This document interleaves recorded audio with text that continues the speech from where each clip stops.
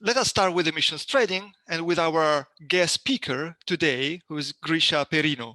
I'm very happy to have you here today, Grischa. Thanks you for being here. Just a few words to present our speaker. Grischa is professor of environmental economics at the University of Hamburg. He joined the University of Hamburg in 2013. He previously was at the University of East Anglia as a senior lecturer and then visiting at the University of Cambridge. He's also principal investigator, the cluster of excellence, climate change, and society. He has worked on different issues, mainly design and assessment on environmental policies, green technology adoption, and intrinsic motivation to protect the environment. And on this topic, he has published in top journals like Science, Natural Climate Change, Journal of Environmental Economics and Management. And he's also been consultant for the UK government and the European Commission. He uses a wide range of instruments, I would say, from applied microeconomic theory to experiments to empirical analysis. So Grischa, you covered them all basically. So just leave something for the rest of us. Seriously, I'm very glad you're here. You are going to talk about the UTS is not fit for purpose, a very provocative title, why a new design of the MSR is urgently needed. So we urgently need to listen to you. The floor is yours, Grischa. Thanks a lot for the kind introduction. I'm now sharing my screen. Okay, yes, welcome everyone from my side as well. And yes, as Simone already pointed out, I chose a provocative and title with a strong claim. And let's see whether I am able to convince you, or at least make you share the point that made me come up with the title. And yes, we are actually, it's not just me, it's a group of 4 authors behind that presentation. So Michael Pahle, Simone Kremer, who you will see later as well, and Max Willner. And let me briefly kind of give you a rough idea what to expect during my talk. So I'll briefly introduce the challenges ahead that the EU climate policy is going to face, and I guess most of you are aware of that. Then I'll give you a brief kind of run through the basic objective that the European Union has specified for the market stability reserve, and also give you a quick reminder of how the market stability reserve works. And then I'm going to try to check the performance of the MSR for each and every of those objectives, and we'll try to give you kind of essentially the upshot of the last couple of years of research, not only by us, but also, of course, by a lot of colleagues. And last but not least, I'll make a very brief proposal as to how a new revised market stability reserve could look like, and why that might be beneficial. Yes, basically, kind of, I'm trying to kind of present you the key results relevant for this assessment exercise of the market stability reserve from the literature. So it's not only work by us, well, there is quite a bit of work from the 4 of us, but of course, we also refer to work from lots of other people out there that try to kind of perform the same type of assessments. And if you think I've missed something important, please feel free to write me an email, because we're really interested in trying to understand as best as we can what the current design can and cannot achieve. So yeah, the challenges ahead are quite enormous. The European Union has, or is in the process at the moment in trying to increase its ambition quite substantially, both for 2030 and for 2050. And this implies that essentially all the instruments of EU climate policy need to be adjusted, tightened, redesigned, or reinvented within the next 6 to 12 months. And that's just a very enormous task, just from the regulatory side. And then, of course, the next 10 years will be extremely important in making sure that we've actually stand a chance not only to achieve the 2030 targets, but also the 2050 ones. And hence, the instruments that are applied at the European Union level, they should be, well, as well designed and as integrated and coherent as possible. And essentially, this talk today is trying to make, of course, a strong point in how such a coherent design could look like, or at least how one particular component of it might be designed. And this is a graph taken from the European Commission's impact assessment on the increased ambitions. And don't worry, you don't need to read all of that. Essentially, there are kind of here 4 different scenarios how the raised ambitions could be implemented by kind of mixing existing and new instruments. And the crucial bit here is this row, where it's about carbon pricing and essentially the European trading system. And now, can you actually see my mouse? I'm not sure. Okay, excellent. So in 3 out of the 4 scenarios, the scope of the emission trading system is expanded to also cover road transport and buildings. And only in 1, in the REC scenario, which is the leftmost here, the scope stays the same, but in essentially most of them, the instruments overlapping the EU emission trading system, whether expanded or not, are intensified. In the REC scenario, these overlapping policies actually are intensified substantially, and in 2 of the other ones, they are kind of extended somewhat. So especially the issue of the ETS interacting with overlapping policies will be of increased relevance in almost all the scenarios that are at the moment under consideration by the Commission. And that's exactly one of the key points where the market stability reserve will be of high relevance. And essentially, this is just summarizing, I think, what I've just said. So essentially, regardless of which path the European Union will exactly choose to achieve the new, more ambitious targets, the kind of the burden carried by the European emission trading system will increase as well.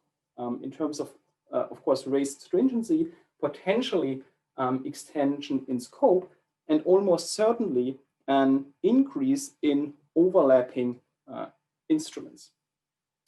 And that makes it so important that the EU emission trading system, as kind of the key or one of the key climate policy instruments, is actually fit for purpose to achieve those more ambitious targets and to deal with those overlapping policies.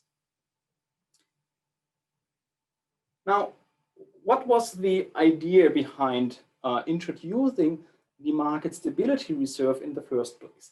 And as you might know, actually what we're observing today is already the market stability reserve 2.0, because the first version that was legislated in 2015 never actually became operational. It was then changed in 2018 before it became operational in 2019. And together, kind of those changes in the directive, they of course justified what they were trying to do. And I've just kind of gave you a number of quotes directly from those documents. And the first objective is to make sure that the emission trading system actually produces a credible investment signal for firms to invest in low carbon technologies. My interpretation is that raise prices and produce a credible signal that they are staying there or increasing further. But of course, the European Commission never talks about prices.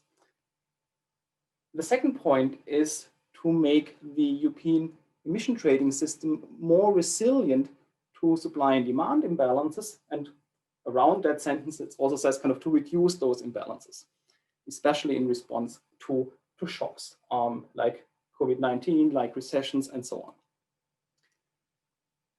And again, you can interpret that in terms of prices, namely reduce fluctuations in response to shocks. The third objective is to enhance the synergies with other climate and energy policies, and that's exactly this overlapping instrument issue. You might be aware that, of course, in a cap and trade system with a fixed cap, overlapping policies have no direct climate impact, and the European Commission here says, well, the market stability reserve should also try to improve on that side. And last but not least, the objective also was to implement all those things in a way that has a maximum degree of predictability.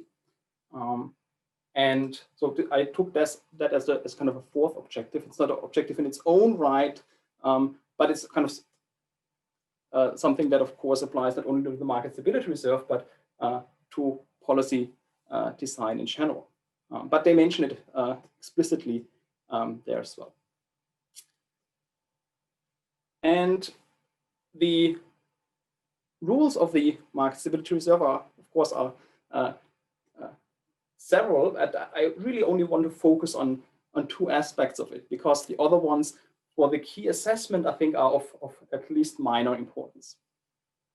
And the key thing the market stability reserve does in the 2018 version is that it allows to adjust the short and the long run cap as a function of market outcomes. And a crucial thing is that how market outcomes are measured. So what is the variable the market stability reserve responds to? And that's what is called the total number of allowances in circulation, the TNAC. And it's essentially just the number of unused allowances, the number of allowances banked for future use. And what the MSR does is, the higher this number of unused allowances, the more it reduces the short and long run cap.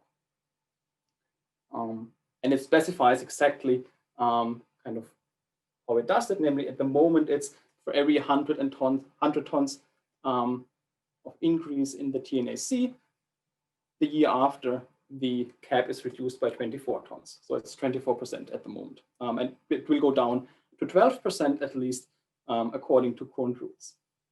And that happens if and only if the total number of unused allowances exceeds 833 million. And as I said, there are more details, but for the talk today, they are kind of not really relevant.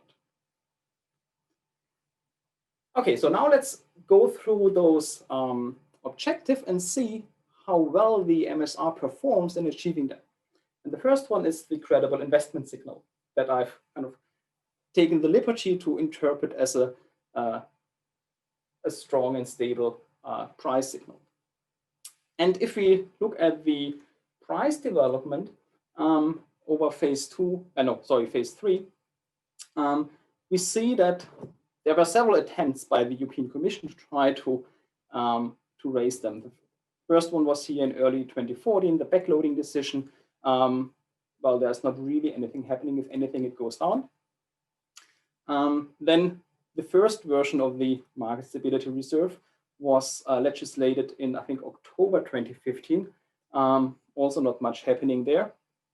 Then the second and now implemented version, I think the agreement was in November 2017. It was then legislated in February, and I think in May, the first numbers for the TNAC were published. So, and that's exactly when prices started to take off. Of course, they not only introduced the market stability reserve, it was essentially the new rules for the fourth phase. So it also contained, for example, an increase in the linear reduction factor, which is another instrument to tighten the cap. But after all, this 2018 reform seemed to actually have a substantial impact on prices. And and it took about a year kind of to arrive at a new level that's kind of oscillating around 25 euros, and that's still where we roughly am. So to some extent, that's good news. Apparently, the reform achieved a substantial change in the pricing regime, and we are now at least in an area where prices at least start to matter to firms. So that's great. Now the next slide is a little bit less optimistic, and those are price projections from kind of firms that specialize in doing that, and I've taken that from a recent report on the state of the carbon market. And what you can see here, kind of, those are, I think, the blue lines. Yes, they are from price projections from 2019. The orange ones are from 2020. And in total, we've got six projections from 3 different institutions. And what you see here, that kind of towards the end of phase 3, essentially 5 out of 6 of those forecasts project or predict prices that are roughly in the same area as they are today. And well, it's good news in the sense that, well, they are not lower than today.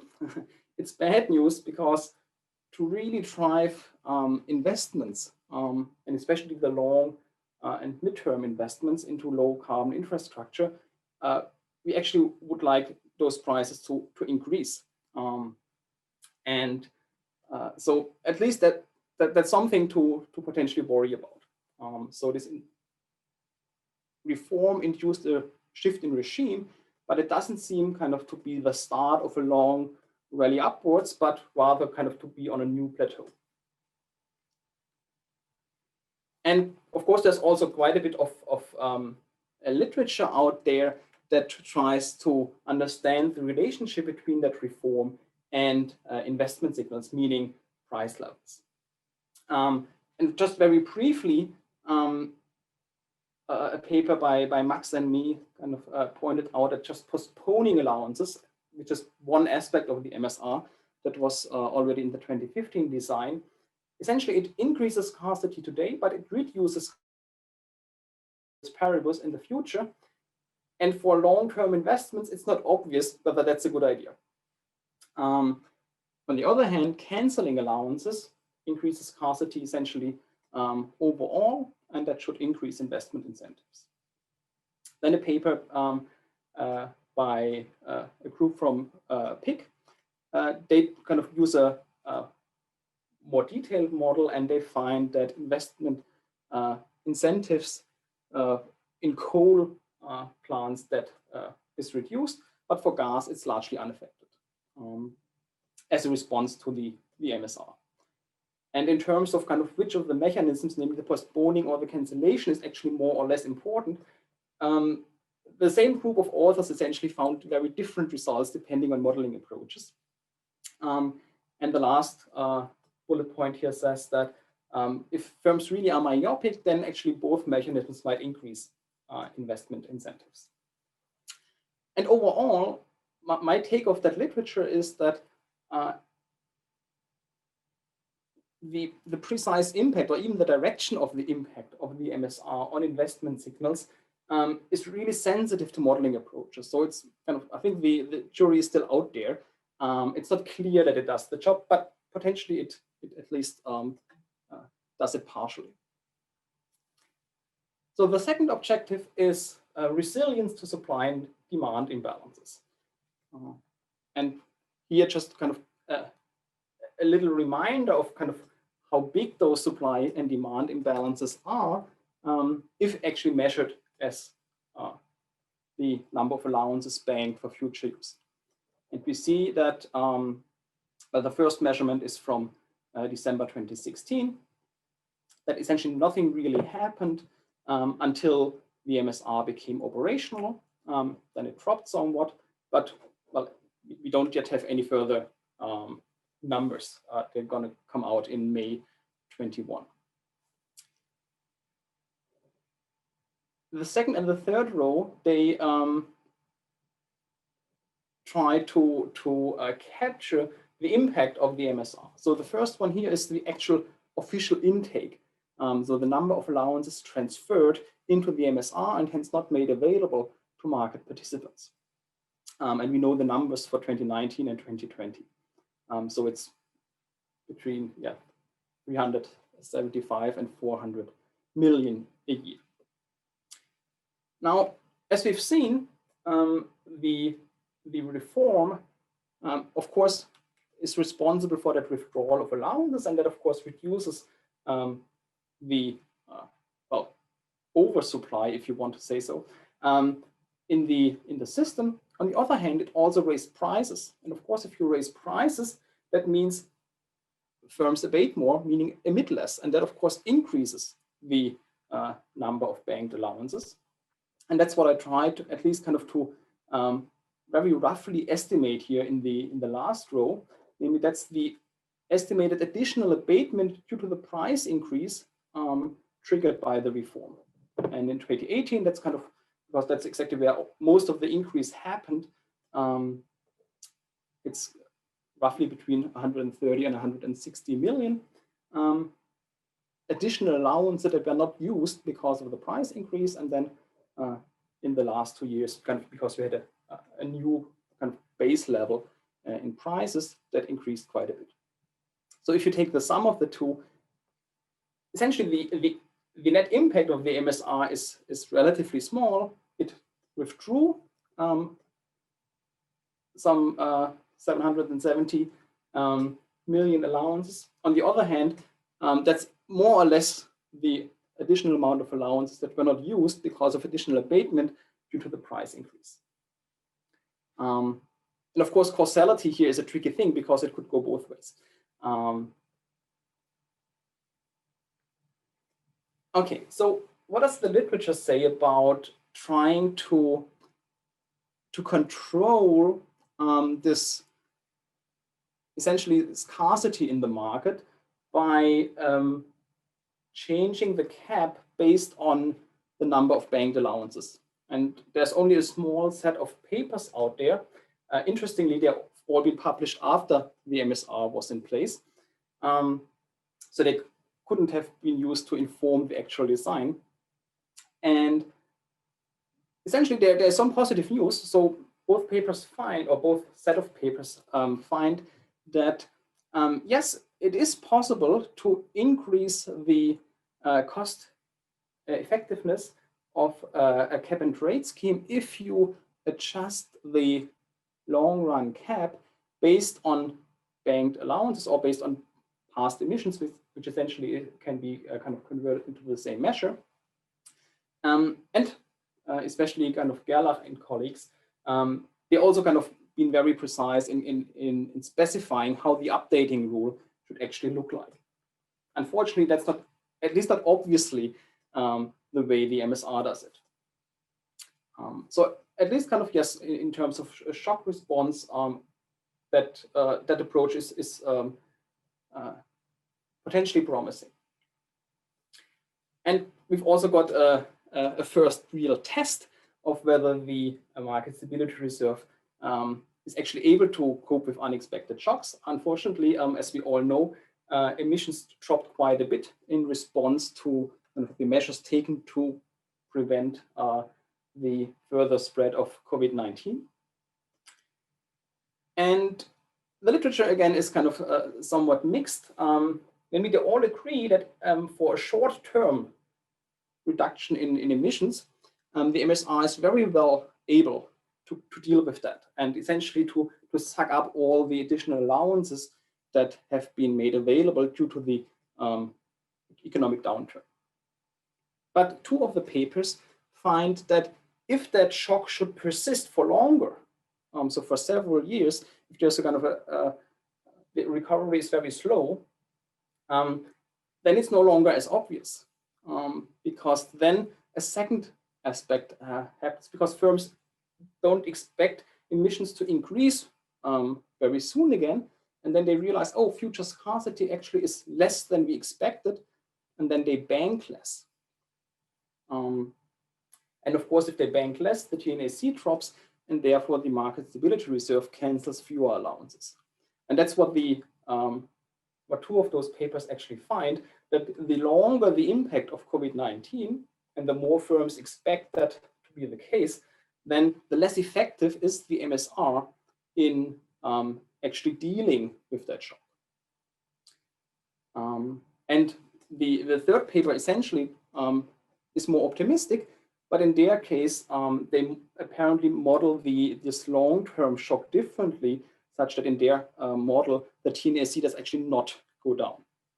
And that's the crucial difference between the papers, the COVID-19's impact on the number of banked allowances. Grisha, 10 minutes. Yeah, excellent.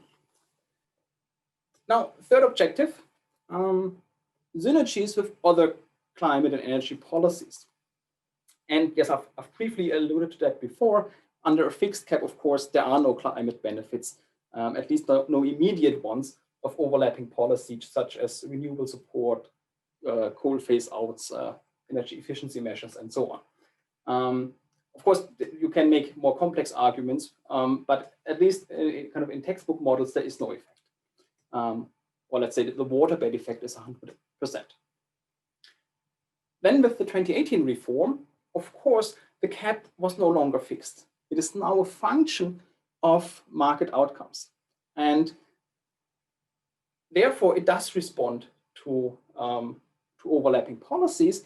And if along the lines with the COVID-19 shock, if an overlapping policy increases abatement today and hence reduces emissions today, that means the TNAC will increase and the MSR will cancel quite a bit of that of the number of allowances over time that are not used today.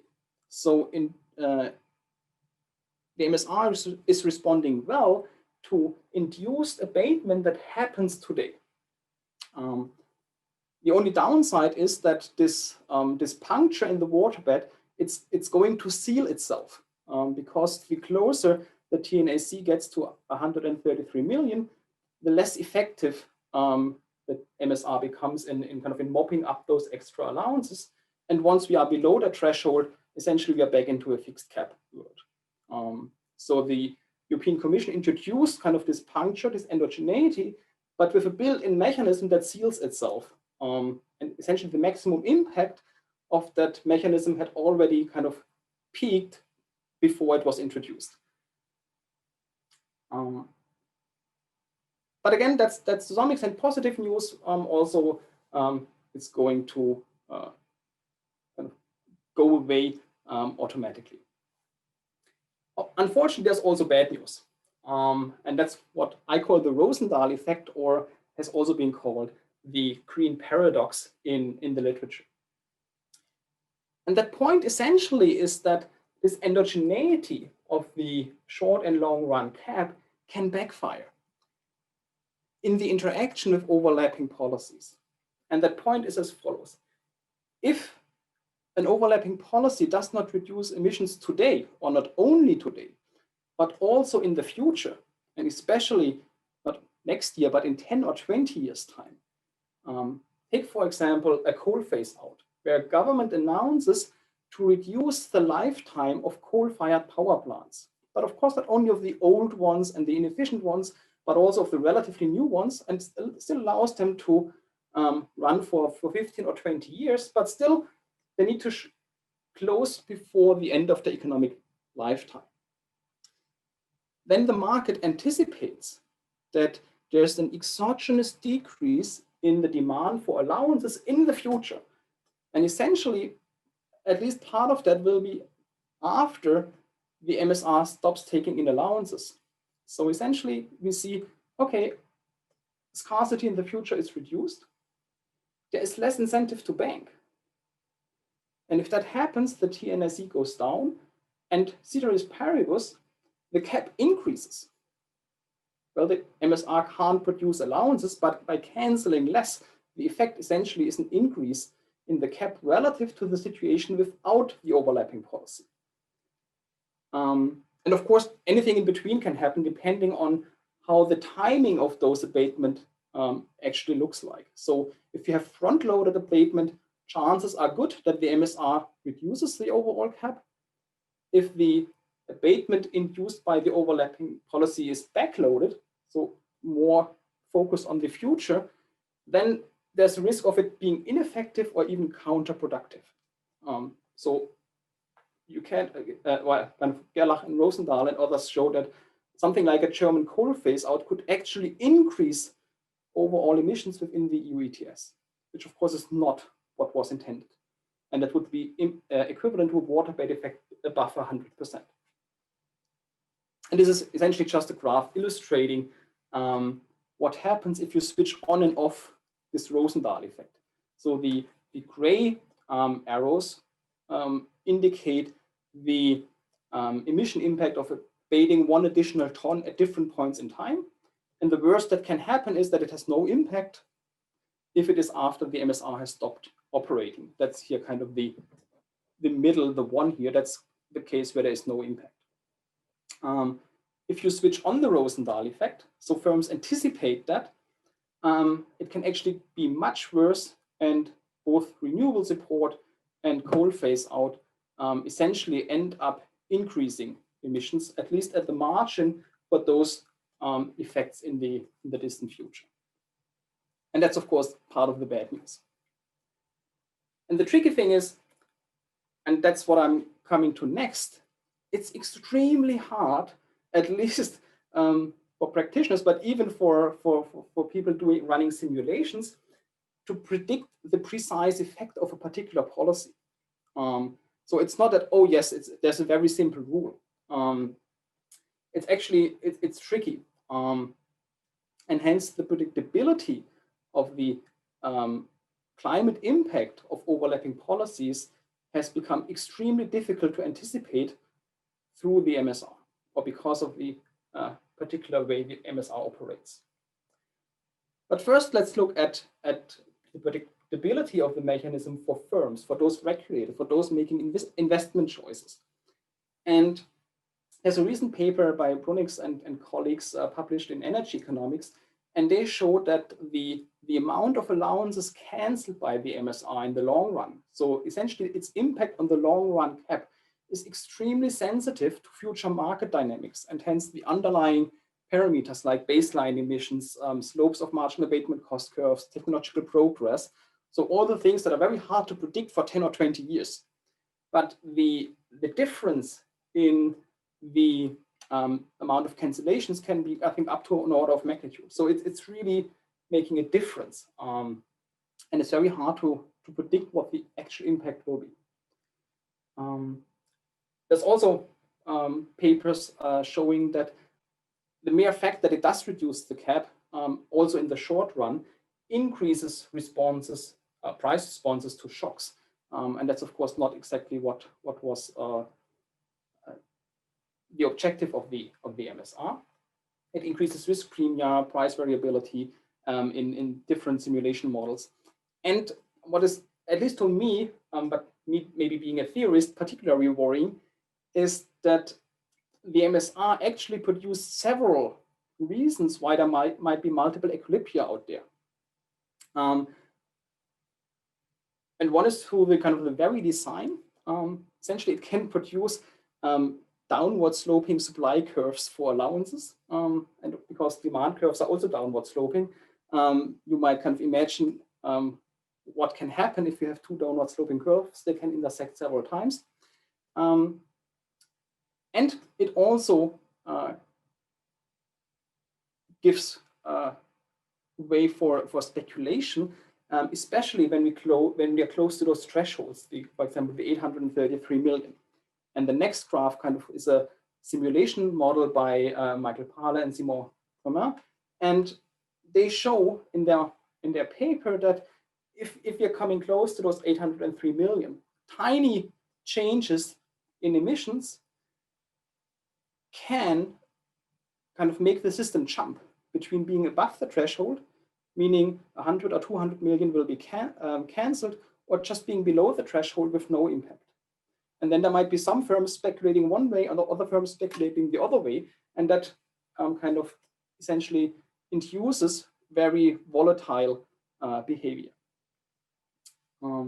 yes, and essentially for that slide, most of it I already told you, namely that for the effect for overlapping policies. So a policymaker, either at the European member state or subnational level, trying to understand what their additional measure, being a subsidy for solar panels or a mandate for solar panels or a ban of coal-fired power plants or energy efficiency measures in the EU ETS realm, it's extremely hard, even kind of when you model it, to try to come up with the marginal impact on total emissions. And for practitioners, it's almost impossible. And you really need to do that for every specific version of the instrument. So changing the instrument that overlaps a little bit, because it might affect the timing of when abatement actually occurs, changes its climate impact. And not only the size, it can also change the sign of the climate impact. So it's not clear whether it's positive or negative, or maybe zero. And hence, on that account, predictability is very low. So also the rules are clear and transparent. The impacts are not clear and transparent at all. And a lot of them are very counterintuitive. Yeah. Should start wrapping up. Yeah, okay. So very briefly, what do we have in mind in order to do better? Because the current version, well, it is an improvement, so it does better than a fixed cap on some counts, but it comes with a lot of problems, especially with anticipated demand reductions in the future, for example, due to overlapping policies, or because kind of something like COVID-19 is actually something that affects the economy for longer. That is something the MSR is not at all suited to deal with, and it's extremely complex and counterintuitive, and hence both for market participants and policymakers, very hard to deal with and to manage. What is the underlying problem? In my view, and that of my colleagues, is that the key issue is that it tries to measure scarcity using a measure that is not well suited to measure scarcity, namely the TNAC. It works well for current fluctuation in scarcity, but really badly for future fluctuation in scarcity. And there's an obvious way out, namely change that measure, use a price. We all know how well prices respond to scarcity, both current and future, and the TNAC just is not up for the job. So a revision of the market stability reserves should really focus on changing that key thing, away from the TNAC to market prices as a measure to trigger cap adjustments. It would allow the EU to directly control the extent of the waterbed effect. It would allow to directly control the response to unexpected shocks. And essentially it comes down to the very heart of the trade-off society faces, namely that between costs and abatement. That is really what you can fix directly by adjusting the slope of your price, of your allowance supply function. And it's very transparent, it's very direct means to actually tackle those things, whereas at the moment, no one really knows what these effects really are. And a price stability reserve essentially gives quite a bit of room to express different policy preference, because you can really shape these things, and the slopes of the allowance supply function really kind of determines how the system responds.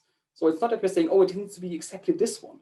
It's if you change the system, you can actually regain control over what really matters, both to market participants and policymakers. To summarize, I think the reform of the EU ETS in 2018 was important. It was really a step forward. But it has a substantial shortcoming, and that's the reliance of the MSR on the TNAC. And I think next year really is a window of opportunity to rethink that and try to switch to a system that is much better able to respond to all types of different shocks and really gives the policymaker back control over what's going to happen and how it responds. And yes, we've got a lot of challenges ahead, not only kind of try to understand how it's happened, but of course also politically to actually implement it. And that's something that hopefully some of us can contribute to. Thanks a lot. And I'm really looking forward to your questions and comments. Thank you, Grisha. It was a very rich and encompassing presentation, encompassing many elements that we are that are the object of a heated debate nowadays, also with the institutions. I pick up one aspect, the predictability that you mentioned. I want to try and relate it to one of the first things that you show us when you were showing the predictions of different institutions up to, in terms of price up to 2030. And I was really surprised by seeing that most of them find the same price as of today, because I personally saw recently, last week, some other institutions predicting 76 euros in 2030. Not to talk about the study by Burke, who estimates the maximum marginal abatement cost up to 225, but that is for half century. So my question would be, is there a way to reduce are we going wrong? I mean, in doing our estimations, are we provoking somehow this difficulty? What's wrong with, why do we have so large different opinions? That's a good one. So, and to be honest, kind of, I took those predictions and I was, well, let's say shocked when I saw them. And it's kind of, it's a report that came out very recently. And I think the institutions here that kind of, they earn their money with doing those type of things. And I don't personally know what type of models they use, because at least most of the models in the literature, they come up with higher prices. So I'm not exactly sure what enters into their predictions, but I think even if they should be wrong, and that's possible, I think their predictions influence the expectations of market participants. And so I wouldn't take that slide as saying, oh, that's what's going to happen. But I think it's a slide that raises the issue of, oh, those guys certainly spent some thought on what the impact of the MSR will be and how they expect the market to evolve. And hence that influences, maybe just by kind of a self-fulfilling prophecy, what actually market participants will do. And there seems to be kind of at least, I think for me, it's a reason to worry whether investment signals really are strong enough to do what we hope them to do. Because of course, with those prices, you will not get the transformative changes we need to achieve the 2050 target. And that for me, that was the point of that slide. Yeah, I fully agree on this, yeah. Maybe, I mean, we are 4 minutes late with respect to the next session, but I couldn't resist asking one question, and maybe there is room for a couple of questions from the audience. I pick up one from Bao, who writes, you propose a price stability reserve, but isn't this very difficult to implement because it's a fiscal measure needing unanimous approval from all member states? That's the usual reaction from the institution. And of course, no. So the key thing is that I think it depends really. So at the moment we have a mechanism that adjusts the total cap for the quantity. We have an emission trading system, so it's a quantity-based thing, and I don't want to change that. I don't want to introduce a tax. That's not what we argue for. We argue still for a quantity regulation.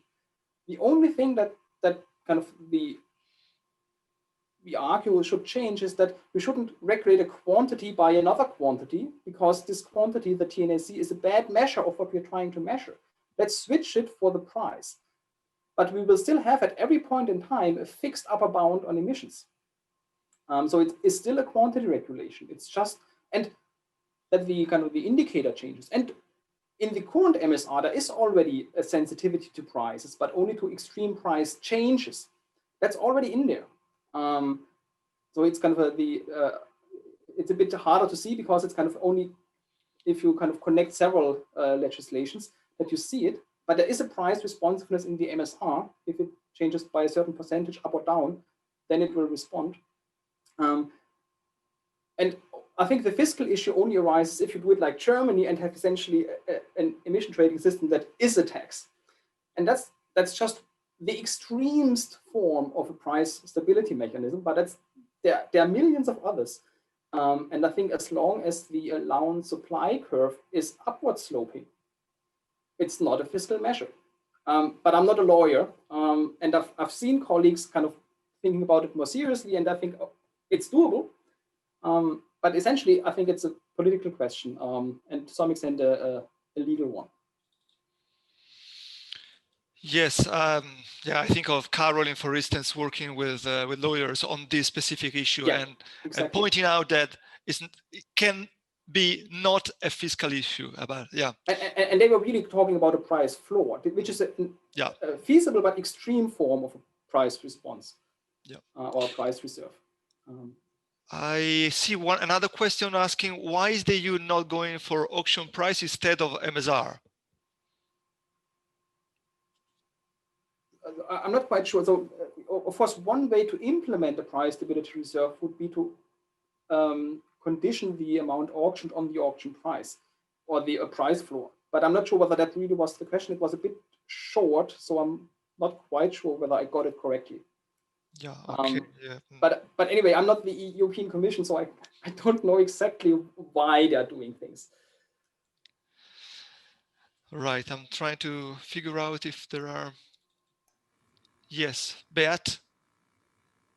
Well, yeah, thanks for a very nice presentation. I think I finally understood the problem of the MSR after you explained it. But why not? So what's wrong with just simply reducing the maximum cap itself by increasing the melt-off rate? You know, from 4% to like 3 or 4%. Of course, in terms of climate impact, that's perfectly fine. The issue is that there is some benefit in having a responsiveness, an automatic responsiveness, for example, to recessions, to shocks. And the question is, how do you do that? The other thing is that in the first best world, I'm with you, because there are no overlapping policies that try to achieve the same thing as the EU ETS. In reality, there are, and we're not going to go rid of them, I think. So we don't want the waterbed effect to be 100%, realistically, I think. And then, of course, if you have myopic firms, then just reducing the cap in 20 years' time might not induce them to invest today. So there's also kind of a behavioral issue that might speak in favor of reducing the cap today. But of course, you could do that exogenously. But I think there's some value in endogeneity, but you need to do it properly. Okay, we are 10 minutes late, so I think we should stop here. Sorry. No, it's okay, but because it was very interesting and I really wanted to know the end of the story, you know, that's how it works with a good story.